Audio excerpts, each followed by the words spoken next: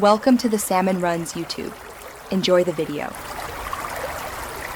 You begin by readying both devices. Make sure your phone's Bluetooth and Wi-Fi are on and the watch has power. Open the watch app on your iPhone and tap Start Pairing immediately because the app initiates the secure handshake. Once done, position the watch screen in the iPhone camera frame when prompted.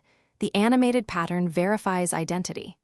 This step uses encryption for security, so do not interrupt the pairing process. Once pairing completes, you decide how to configure the watch. Set up as new or restore from a backup. Pick what preserves your settings. You will sign in with your Apple ID so services like Messages, Activity, and App Store work seamlessly. Make sure you enable Location and Siri for contextual features. Grant permissions the phone requests. Then choose which apps and health data to sync.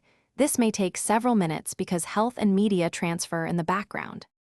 To finish, allow the final sync to complete and set a passcode when prompted to enable Apple Pay and secure features. Test incoming calls, texts, and activity rings to confirm everything is working and customize watch faces to your liking.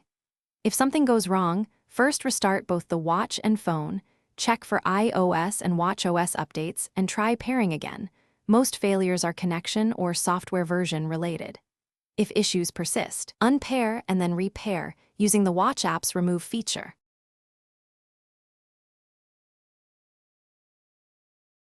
Thanks for watching. Consider subscribing if we helped you.